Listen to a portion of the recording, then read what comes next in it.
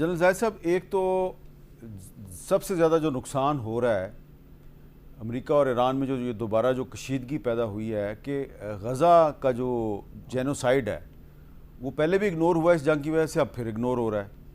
और दूसरा एक और जो जेनोसाइड शुरू हो चुका है इंडिया में, मुसलमानों का और सिखों का।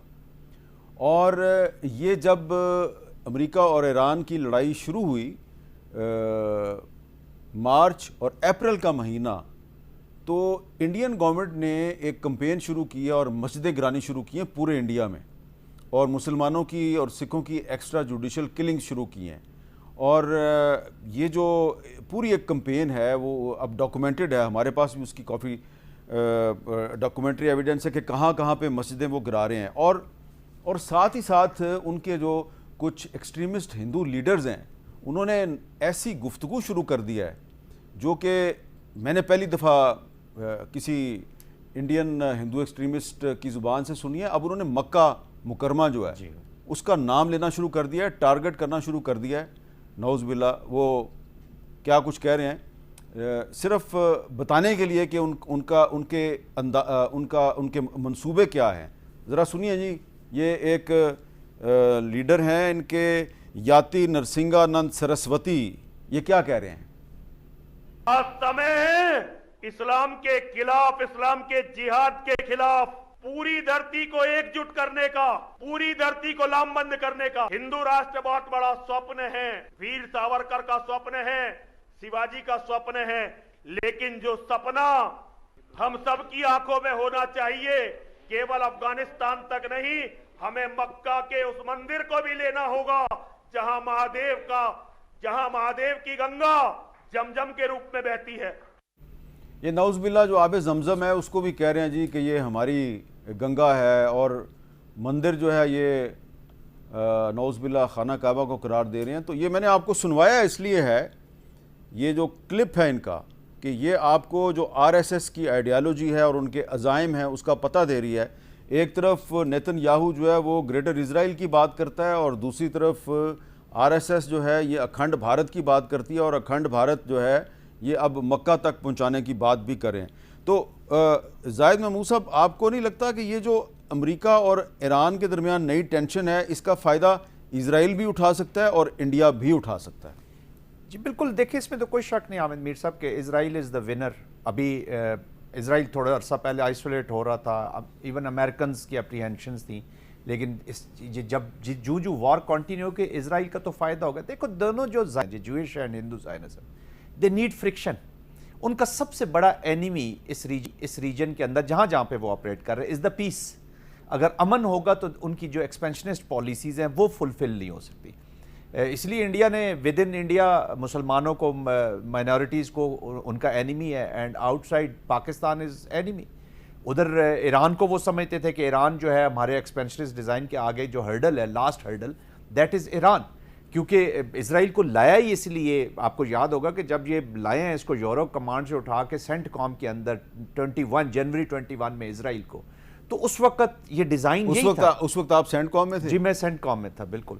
तो मैं उससे पहले सेंट कॉम में रहा, बट हमने इसको ऑब्जर्व कर रहे थे कि ये लाए हैं। मैं 14 में था जी जब यमन का वो हुआ, तो उस वक्त ये लाए इसलिए थे कि जो मिलिट्री आर्किटेक्चर इस रीजन का, इसको जोड़ा जाएगा इजराइल के साथ के, और फियर क्रिएट किया जाएगा ईरान का, और इजराइल के साथ जोड़ा जाएगा, और साथ ही पॉलिटिकल प्रॉन्ग पे आपने अब्राहम अकॉर्ड लगा दिया। तो वो तो चीज़ें बाय डिज़ाइन जा रही थी। जब डिज़ाइन ख़राब हुआ है तो ये फिर वॉर उधर आ गया है। इसी तरह पाकिस्तान वाज हर्डल, ये जो पाकिस्तान के खिलाफ ऑपरेशन हुआ संदूर, ये भी हैसन कराया है आज इसराइल ने इंडिया को। दे पुश देम कि देखिए जब भी किसी मुल्क में हालात होते हैं, जैसे पाकिस्तान में प्रॉक्सीज का यूज़ हो रहा था, या तो प्रॉक्सीज के शुरू में आप कन्वेंशनल एप्लीकेशन करते हैं या एंड में करते हैं। 71 आपके सामने, तो ये middle of the proxy application इन्होंने जब कन्वेंशनल लगाई, इंडिया की एप्लीकेशन हुई कन्वेंशनल की, तो उस वक्त फिर एक शक पैदा हुआ कि इनको किसी ने जल्दी करवाई कि जी इधर बलूचिस्तान में सिचुएशन है, पॉलिटिकल पोलराइजेशन है पाकिस्तान के अंदर, इस वक्त अंदरूनी हालात ठीक है, तो आप कन्वेंशनल अप्लाई करें एंड डू योर जॉब। एक इम्प्लोजन की तरफ पाकिस्तान को ले जाए, एक मरे हुए हाथी की तरफ ले जाए। वो तो फिर मार्का हक होता है, पाकिस्तानी नेशन रिस्पॉन्ड करती है। वहाँ पे ईरान का भी response is initially immaculate to be very honest, वो स्ट्रेटेजिक, वो खड़े हो गए, पूरी कौम انہی حالات ویسے ہی حالات وہاں پہ سڑکوں پہ لوگ وہ کھڑے ہو گئے. یہاں پاکستان عوام فوج کے پیچھے کھڑی ہوگی اور آپ نے رسپانس جنریٹ کر دیا, وہ ڈیزائن غلط ہو گئے. ہندوتوا جو اسٹریٹجک تھاٹ ہے جی اور یہ کلچر اب جو انڈیا میں آ گیا ہے, جو ان کا اسٹریٹجک کلچر ہے, that is revolving around Hindutva, mandala theory, ان کا جو چانکیا کا ہے اس کی اپلیکیشن ہو رہی ہے. سنگھ پریوار از ان دا لیڈ. تو یہ جو سیکولرائزیشن تو کبھی بھی سیکولرائز تھا نہیں, وہ فرق صرف کانگریس پہ اور ان میں یہی تھا کہ ایک سکے کا ذرا بڑا بدبودار رخ ہے, وہاں پہ you can't read the value. یہ جدھر سنگھ پریوار بیٹھا ہوا اور جدھر کانگریس بیٹھی ہے وہاں ذرا سکے کو پڑھ لیتے ہیں. بٹ اپلیکیشن مسلمان کے خلاف شروع سے رہی تھی. ایک وائبل پاکستان اور وائبل لا الہ الا اللہ محمد رسول اللہ انڈیا کی موت ہے. وہ کہیں بھی, چاہے وہ انڈیا کے اندر بیٹھا ہوا ہے یا باہر بیٹھا ہوا ہے, تو اس کو انڈرمائن کرے گا. اسی طرح دونوں زائنزم کا گٹھ جوڑ ہے, انہوں نے ملنا ہے, انہوں نے بارڈرز اپنے ساتھ ملانے ہیں, تو وہی اپلیکیشن ہو رہی ہے, اسی کے خلاف ہم نے تیاری کرنی ہے, اسی مائنڈ سیٹ کو لڑنے کی تیاری. ڈاکٹر ملیحہ لودھی صاحبہ, یہ جو آپ کا آرٹیکل ہے آج, اس میں بھی آپ نے یہی لکھا ہے کہ ایران اور امریکہ کی جو ٹینشن ہے اس سے غزہ پہلے بھی اگنور ہوا اور آئندہ بھی اگنور ہوگا, اور تقریباً 73,000 پیلسٹینینز جو ہیں ان کو وہاں پہ شہید کیا جا چکا ہے. 21,000 بچوں سمیت 73,000 فلسطینی اور 200 صحافی جو ہیں وہ وہاں پہ شہید ہوئے ہیں. 80% غزہ تباہ ہو چکا ہے. اور آپ نے لکھا ہے ٹرمپ نے ایک طرف سے ایران کے ساتھ جنگ بندی ختم کرنے کا اعلان کیا تو دوسری طرف کہا بات چیت جاری رہے گی. اس کے باوجود امریکہ اور ایران کے درمیان طے پانے والا مفاہمتی معاہدہ غیر یقینی صورتحال کا شکار ہے. امریکہ نے اسرائیل کی طرف سے غزہ میں تباہی پھیلانے پر آنکھیں بند کر رکھی ہیں. امریکہ حماس کو غیر مسلح کرنے کا مطالبہ کر رہا ہے, لیکن غزہ پر تقریباً روزانہ اسرائیلی حملوں کے بارے میں خاموش ہے. یہ صورتحال غزہ امن منصوبے پر پیش رفت کے امکانات کو کمزور کر رہی ہے. تو آپ کو کیا لگ رہا ہے کہ اگر ایران اور امریکہ کے درمیان یہ ٹینشن جو ہے یہ چلتی رہتی ہے تو غزہ کے علاوہ اور کون کون سے اہم ایشوز جو ہیں وہ اگنور ہوں گے؟ حامد اگر آپ اجازت دیں تو میں ایک اور پہلو بھی ہائی لائٹ کرنا چاہتی ہوں بھارت کے حوالے سے. جی. اور یہ ہے کہ اب جو انڈیکیشنز اور رپورٹس آ رہی ہیں, کریڈیبل رپورٹس, وہ یہ ہیں, اور وہ پاکستان کے لیے ایک ایمرجنگ اسٹریٹجک تھریٹ ہے. اور وہ یہ ہے کہ بھارت نے اب آپریشنلی ڈپلوائے کرنا شروع کر دیا ہے نیوکلیئر وار ہیڈز, اور کوئی 12 کے قریب شاید, یا اس سے زیادہ یا کم, مگر اس تعداد میں انہوں نے وہ ڈپلوائے کرنا شروع کر دیے ہیں آن دا سب مرینز. اور یہ انفارمیشن آئی ہے سپری سے, فرام سویٹ, اور اس کے مطابق اگر یہ ہوتا ہے تو ظاہر ہے this is a reversal of India's policy, nuclear policy. India اور پاکستان نے دونوں نیوکلیئر ویپن اسٹیٹس ہیں, مگر دونوں نے ہمیشہ وار ہیڈز اور میسائلز جو ہیں وہ سیپریٹ رکھیں, ان میٹڈ رکھیں. اگر بھارت میٹ کر کے ان کو پھر استعمال کرنے کے لیے ڈپلائمنٹ کی طرف چلا گیا ہے 12 نیوکلیئر وار ہیڈز, تو یہ بہت ہی, میں سمجھتی ہوں کہ ایک سگنیفیکنٹ تھریٹ ہے فار پاکستان. بیکاز لگتا پھر یہ ہے کہ وہ کسی قسم کی, ایک تو ڈیٹرنس پالیسی جو ہے اس کو فارملی تو نہیں تبدیل کر رہے ہیں مگر آپریشنلی تبدیل کر رہے ہیں.